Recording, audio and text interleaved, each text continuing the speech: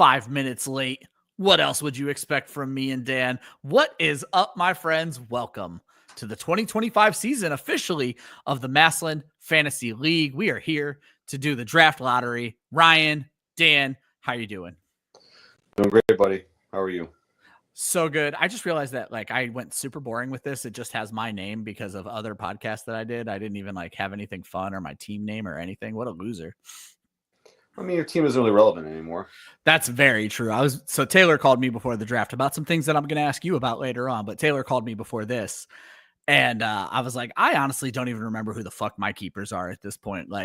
What a trash ass team. What a disappointing season. Everything sucks. It's terrible. Dan, let's acknowledge our fans. We got Taylor already trying to make wheels and deals. I guess he wants Bijan Robinson, who is now Vagina Robinson. Kenny says, what's up? Horvath says, what's up? 3 people watching the show at one time. Dan, this might be a new record for the Massillon Fantasy Show. Baby steps. Well, then they're all going to get shitty picks and they'll be done tuning in. Dan, I wanted to start by throwing the draft lottery just to remind everybody of the criteria and all that fun stuff. So I have that all pulled up. And this is in the league doc. I should probably put that in the league chat right now, or so you guys can pin it in the fantasy league. But this is the second tab in the league doc, and this just kind of breaks it down. The big red block are all the playoff teams who don't get a chance at this lottery. So Dan, looking at the lottery, Terry wins the losers bracket, walks away with 8 points over you. Or no, you won the losers bracket, but Terry still pulled a 1 point on you. So Terry walks away with 8. You walk away with 7. Horvath at 5. And then it's just a clusterfuck of 4s and 3s with Taylor, JR, Eric at 4, me and Rob at 3. And Rob with the cone of shame this year, the only person to do it this year, a hole in his lineup in week 9. And if I remember correctly, he put in 2 waiver claims and got the players he needed and then just never actually put them into his lineup. Yeah, I remember that. Hey, what's this 1,247 in your category there for scored? Why is that so much lower than everybody else's? It's a big problem, and it's something I've written sleeper. I don't know what they're going to do about it. Maybe we can retroactively go back and figure out what happened that my team seemed to have scored so fewer points than every other team in this league. Thank you for reminding me, Dan, of how absolutely putrid right in front of my face last season was. So how that shook out was this is the potential draft order based on the playoffs. And then this is where you finished last year. Keep in mind, after we run the race 3 times, the worst Rob can walk away with is the 4th pick. If he does not win any of these races, he will still only slide down to the 4th pick. Each race will get you, the first race is for the first pick, second race is for the second pick, the third race is for the third pick, NHL style rules from Dan. One other reminder for those who are paying attention, next year, there's always one team that does not win a singular game in the losers bracket. Next year, that team will lose a point of luck. So once again, there will be no meaningless games in the Massillon Fantasy League. Dan, I also went in and found out who owned whose picks. I didn't do the non-lottery teams, and a lot of those are traded. But for today's lottery, Horvath should be rooting for Taylor's avatar. Taylor should be rooting for JR's avatar, and JR actually does not have his own first-round pick or any pick in the lottery. So that is how everything shakes out. Everybody else has their own pick. Horvath has 2 cracks at the first pick, and Dan could potentially walk away with the first and second pick of this draft. Is there anything worse than not having your first-round pick and being in the lottery? I mean, It means you went all in, and you still didn't make it. And so, Dan, I was thinking about that today when I was doing this for the prep for the show is did we do the league a disservice by scaring people from trading their own first round picks away?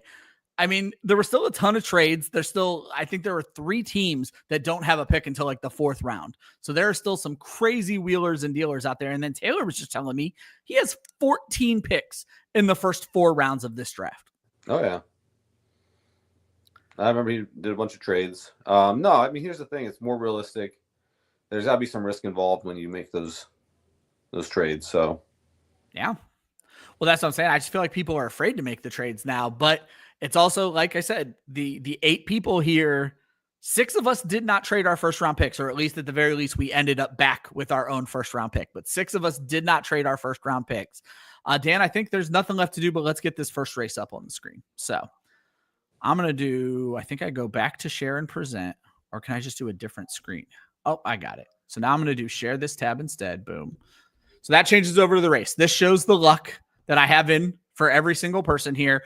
I just did it in whatever order. I think I did it in the reverse order of, I don't know how I did it. Anyway, this is how I did it.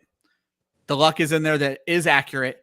I have it set where the max and min yards are only 1 yard apiece, and the number of times they move is only 1 second apart, meaning the luck, the best you can do is move 1 extra yard than everybody else and move 1 second faster than everybody else. But if you do that enough, you're going to walk away with this race. So as a reminder, whoever wins this race has the first round pick or the first overall pick, and we only care about who wins this race. Second place does not matter. Dan, you ready to start the first race? Yeah, who are you taking? What horse are you going with here? I feel like it's going to be you or Terry. I feel like for this first race, luck is going to run away with it. So I'm going to go you or Terry because I hate you. I'll go Terry. Last year, the top 2 luck people didn't win. So I'm going to go. Ooh. I'm going to go with Horvath winning it. I feel like it's he's been on a lucky streak. And just as a reminder, one more time for Horvath, if Taylor wins it, Horvath also wins it. So here we go. Starting the rush. And the first race starts off in 2, 1. Here we go. Now, I don't know if I see this in better time than you guys actually see this because I'm not streaming it. It's just on my laptop. But right now, Dan, Taylor somehow jumping out to a lead. Unexpected, but here you come. So this is going to be interesting. Right now, Dan, it's looking pretty good for you. You walking away with the first. I was going to say one bit. Someone's going to make a comeback. You walking away with the first pick is going to infuriate the league terribly, because you have. While I'm doing that, let's get your roster for myself here, because you finished very high last year, right? You just missed the playoffs. Oh, this is yours. Nobody's coming back from that. Dan Metzger, first pick of the draft. Let's go. This is your second time in 3 years, right? Because you were also the last time to win it when we let people play for the first round pick. So. All right. Well, that's a great way to start my Saturday here. I was going to say something good for Dan Metzger. So let's go ahead and move you right there for now. And again, the rest of this race doesn't matter. So pay no attention except that Dan ran away with this. Now, here's the good news for all of you guys. If Dan runs away with the next one, second place does matter. Interestingly enough, Mott's finishing second in that race. Probably not great for him because you don't want to waste all your luck on a race that doesn't matter. When you have absolutely no luck points whatsoever. Hey, cheers, guys. So, Dan, this brings me to the first discussion I wanted to have. And obviously, we can look at, or I can throw your team up here right now. Let's share this tab. So, I got your team up. You got Joe Burrow, who I imagine you're keeping, Chase Brown, James Cook, Puka Nacua. Puka's probably a keeper. Brian Thomas is probably a keeper. So, those almost got to be your keepers. I don't know how you're going to move off of Puka. You're going to have to make a trade. Puka, Brian Thomas, and Joe Burrow, you move on from the running backs. With the first pick, do you care to make an announcement? No, not yet. Is it Ashton Genty hands down? Is there any keeper getting dropped that could possibly not be Ashton Genty? I'll be honest. I don't love Brian Thomas with the drafting of Travis Hunter. Yeah. I might just go Travis Hunter with that first pick. So this is the discussion Taylor and I had. And I don't mind. I started fantasy writing much to Dan's chagrin, giving people all of my dirty little secrets. Travis Hunter is going to be scored as an IDP and a wide receiver. I did rough projections, Dan, for Travis Hunter and put our scoring in. Travis Hunter finishes with about 130 fantasy points as a wide receiver. The top corners last year scored around 160 pretty regularly. If he even just scores 100, we're talking about a 240-point Travis Hunter, which would make him the wide receiver 5 and the number 1 IDP by 30 points. Makes him very intriguing in our league and in any league with IDP. Yeah, he's definitely on the table. It's not Genty all the way for sure. Interesting. And obviously, Dan is always willing to listen to a deal. You took the words out of my mouth. I was like, negotiations are always open, guys. So there you have it. And probably the worst news that could have happened to the MFL tonight. Dan Metzger wins the first pick of the draft. Wow. Nobody likes you, Dan. Get it through your thick skull. You make people quit the league with your podcast. It's just how it goes, man. Hey, listen, I've made people quit the league way before that podcast. That's true too. Second race. Dan Metzger is still in the race because you have to have at least 8 participants anyway. So Dan Metzger is still in the race. It does not matter where he finishes. What do you got going on in this one, Dan? You think Terry's luck catches back up with him? Do you think Rob Motts, with 0 luck, shocks the world and walks away with this second pick of the draft? Motts can't do that twice in a row. I'm gonna go with Horvath again. Do you think Motts now ends up with the 4th pick? Do you think he doesn't pull anything off in this? Yeah, I think he blew it. See, I'm going to go with Terry again just because it would be dumb not to. Wow, I think it's dumb not to. Rude. But I'm just saying, the luck is going to shake out, but the luck really shook out in the first race. I think I win again, to be honest. Ooh. Well, Eric jumps off to a small lead, Dan. Yeah, it's a hell of a roster you got there. And then the Pukanuk, or excuse me, the Travis Hunter. Like, let's just go with, I don't think you're going to let Joe Burrow go. No, I'm not going. I don't think you're going to let Puka go.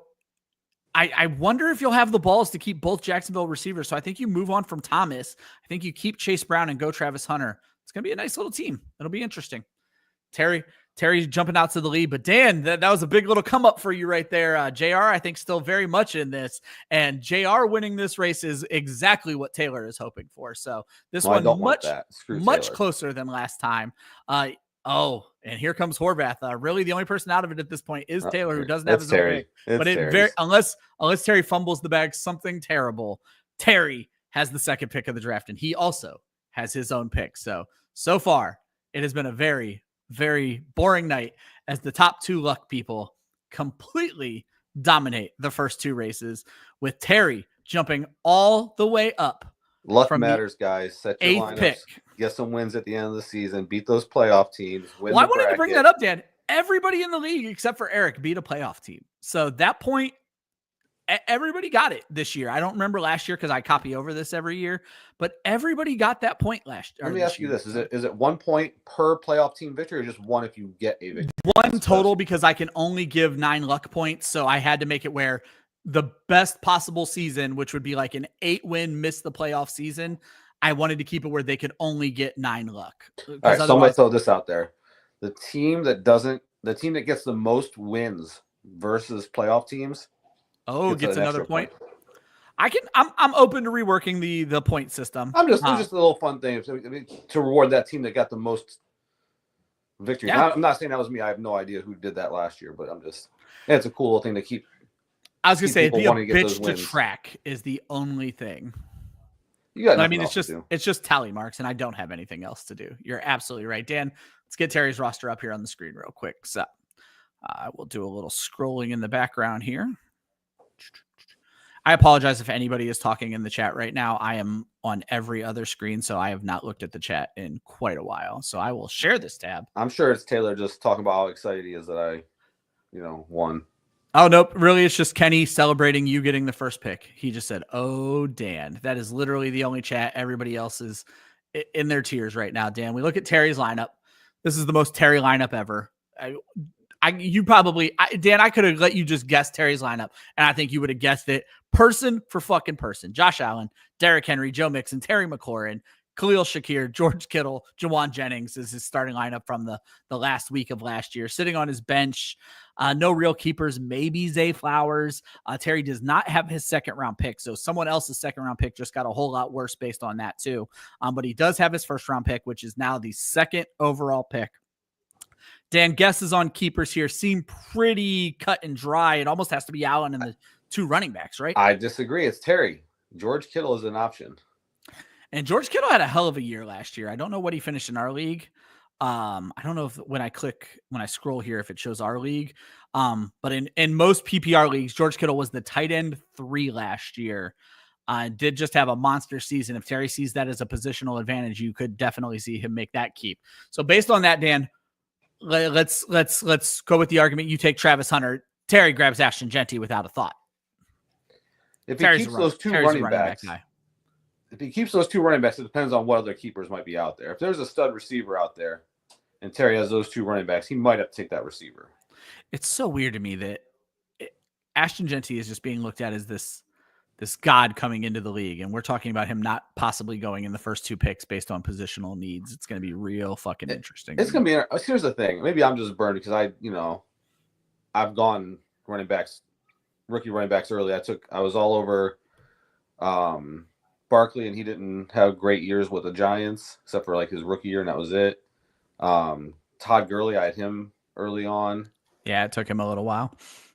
So it was just one of those things that they're not like a guaranteed thing. Yeah, like Bijan Robinson didn't set the world on fire his first year, so he didn't either. Yeah, and the Raiders have a new coach. And I think they'll do better under Carroll, but yeah, Carroll and Chip Kelly. I say Carroll and Chip Kelly, but Chip Kelly was a dumpster fire the last time he was in the NFL as well. So he's pretty much been a dumpster fire since he left Oregon, like 20 years ago. I mean, he just won a national championship with the Ohio State Buckeyes. as an assistant coach. It's not like he was running the show. That's true. All right, Dan. Third and final race of the evening. The top 2 luck guys are out of it. It is anyone's race. Dan, we have 1 5. We have 3 4s, and we have 2 3s. Who is going to walk away with the third pick? I got to run with Horvath again. You're going to go Horvath? You think the luck is just going to take over? I'm going to go wild card. I think Taylor wins this for, I already forget who has his pick. It's Horvath then. Okay, so Horvath. Okay, so there you go. I think Taylor wins this for Horvath just to perfectly put a cherry on top of the evening. Luck is important. The only thing I care about is JR doesn't win because I don't want Taylor getting third. There you go. If Rob does not win this race, Rob will have the 4th pick. He needs to win this to move himself up 1. I will have, I believe, the 5th pick. I need to win this to move myself up 2. No, I'm completely wrong about that. I'm wrong about that, though. Taylor will have the 5th pick, meaning Horvath will have the 5th pick. So, in all honesty, Horvath wants to win this for himself because then he gets the 3rd and 4th pick of this draft. If Horvath's avatar wins this, Horvath has the 3 and the 4. Not looking great for him right now as he is in second to last place with JR. Looking like Matz. Oh, never mind. I say looking like Matz and Taylor. Keep in mind, Terry or Metzger, where they finish in this race, do not matter. So even if Terry or Metzger win, which is looking very much like they're going to get first and maybe second, whoever the next person to finish is the one who is going to get the 3rd pick of this draft. So Terry is going to win. I think Metzger is going to finish second, but I believe Rob Mott's the worst person to possibly win this, Dan. I think he is going to move himself up 1 whopping pick from 4th to 3rd. No, you came in second. Okay, so you came in second. Mott's got 3rd. That is Rob Mott's, who would have had the 4th pick, moving up to the 3rd pick. I will update the board in just a second. Let's get Mott's lineup up here. How about Terry winning the 2 races that don't matter for him? Yeah, that's a little rough. Rob, who had an absolutely abysmal season last year. Looking at that lineup, he still believes in CJ Stroud. He has Stroud, Connor, Tank Bigsby, DK Metcalf, now a Pittsburgh Steeler with no quarterback. Nico Collins, still a very viable option. And then on the bench, Travis Etienne, Stephon Diggs, probably a little rougher to consider those guys keepers. He does also have the 11th pick on top of having the 3rd pick now, Dan. So Rob has 3 and 11, has a 2nd, a couple of 3rds as well. So this actually played out pretty well for Rob with that draft order, but the keepers are rough for one Robert Warren Motts, Dan. I don't know. I mean, if he goes Stroud, DK, and Nico, and then let's say Genty falls to him, he's in a decent spot there. Or if he goes, I think my biggest issue is Judkins from the trusting DK. Yeah, but here's the thing: DK went from on a team with 3 great receivers to a team that has nothing at receiver besides him. That's true too. Give me a second. I'm just updating the draft order now. So, I mean, can you name another Pittsburgh receiver right now besides him? Calvin Austin, baby. I just did my projections. Roman Wilson from the Michigan Wolverines. Couldn't even get on the field his rookie year. Can you name a Pittsburgh quarterback? Because that's where they're really in fucking trouble. Because right now it's Mason Rudolph. Though the Aaron Rodgers rumors, I had a person on my show this week from Established the Run, and they have it as a 71% chance Aaron Rodgers ends up in Pittsburgh, which I do think helps DK Metcalf. The only chance he goes anywhere else would be the Saints at this point. Yeah, it's going to be interesting what the Saints are going to do. They came out today, and obviously it's still early, and said all 3 quarterbacks will compete to see who is going to win that job. What are your thoughts? You watch college a little bit more closely to me. That this Tyler Shuck kid, 25-year-old rookie, coming 3 season-ending injuries during his college career.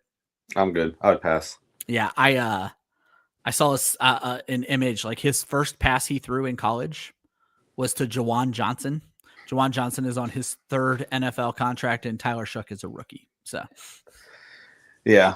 No, I think the Saints know that they're going to be terrible, and they're sucking for Archie for next year. There's a couple other good quarterbacks next year too, besides just him. But it's the Saints with a Manning. I don't feel like they would pass that up as long as. Well, I'm not saying they pass it up. I'm just saying, like, I think there's a lot of people saying they don't think Arch is going to come out next year, though. Though if the Saints get the first pick, yeah, that could be intriguing for him. Yeah, but I've heard people expecting Arch to just automatically come out next year could be very, very disappointed. So, all right, let's go back over to this screen for a second, Dan. I can update these. So I have this just right now on who actually has or who started with the pick. So obviously, Dan, you own your own pick. Terry owns his own pick. Rob owns his own pick. Taylor's pick is now Horvath is going to be picking from the 4 spot. I'll be picking from the 5. JR's pick is Taylor picking from the 6, Eric from the 7th, and Horvath again from the 8. So Horvath has the 4 and the 8, and Taylor has the 6th. And I'll get that all updated as soon as the show ends tonight. So, yeah, Dan, I think it's very, very clear. Luck matters. We didn't just quite give first pick to the winner of the losers bracket anymore. And let's remember, this is only the second time we did this. And last year, it didn't play out this way at all. So this year, it kind of shook the other way. Next year is going to be a big deciding factor. But I do like your idea of maybe rewarding people for beating up on playoff teams a little bit more with just 1 extra point. It's going to be a lot that we'll have to make some decisions on. Dan, I think that is going to be it for this. I like it though, man. This is fun. It's entertaining. It's a good way to do this. Keeps teams invested in the season, which was the ultimate goal. That's what, and that's why I added that thing about I want every game to actually matter. So even the last game of the losers bracket, which last year was the last game that did not matter, is going to matter next year because the loser of that game is going to lose a point of luck next year. So, and luck matters. You don't want to lose that point. Yeah, and Terry lineups. Terry had the most luck. I had the second most luck, and we finished 1-2 in every race. Yep. So, and again, I just want to reiterate, anybody who's going to start crying that this might not be fair, that is not how it happened last year. So everything can change. It's just how things are going to shake out. So. Nobody's going to cry. This is the most fair way to do this. I think you're giving our league a lot of credit there, No, we're not a bunch of babies. We're not going to cry. We're going to accept it for what it is, accept that every game matters. I do want to throw out, luck. I'll say Taylor said he actually is happy for you, Dan. He said, I'm being a little bit too hard on you because even if you have the first pick, that's not going to make you great. So, which, to be fair, 2 years ago, you had the first pick, and I don't know if you made the playoffs. So, I don't remember. I just remember that was Todd's last year in the league, and you two were competing for the first pick. So, and I honestly have no clue. I don't remember getting the first pick. So, I don't even remember it either. I know you won the losers bracket the last year. The losers bracket, we gave them the first pick. But I think I traded away my first pick, and I think somebody else walked away with it. Maybe Kenny. Okay. Hey, and Taylor, who had a lot to lose today, said he thinks it's fair. So if Taylor ain't crying, none of us are crying. Taylor would never cry. He's definitely not a crybaby. No. Taylor just swings on motherfuckers. He has too many crybabies in his house right now. Actual babies crying, probably as we speak. No, he's not at his house. He's at a cheer competition somewhere. He's fighting a bunch of dance moms. There you go. That's what you got to do. That's what you got to do. Or he's dancing with those dance moms because Taylor put on the moves. I don't think you guys are friends with Taylor's girlfriend on Facebook, but she put out there the cheer family did a dance for all the girls before they went to nationals. And Taylor was out there top of the pyramid holding shit down. my little guy. Yeah. Taylor's probably so mad right now. He's definitely swinging on me the next time we have him here. But his daughters are loving this, and we love you, Taylor. Dan, parting words for our friends before we get out of here. I love you guys. Let's make some moves. I'm willing to will and deal here. Let's hear it, guys. I would like to point out that I feel that the draft lottery is terribly unfair. I cannot believe this has happened to me. I hate fantasy football. I hate the draft lottery. This is no longer fun for me. And I hate you guys. So the opposite of everything Dan said, I'm not making moves. I hate all of you. That's going to be the show this week, guys. I have no idea when we're going to be back. You can't make moves when you don't have anything to trade. That's true, too. I have no idea when we're going to be back at it. Certainly by the time the season starts to roll around, and we'll do mock drafts and all that. But Dan's busy, and then I start getting busy around now with fantasy football. We'll figure it out. You guys will be all right. We'll come up with show ideas and try to get on here a little bit more often. But hopefully you're all happy now. I'll get those picks in the next half an hour or so. Deuces.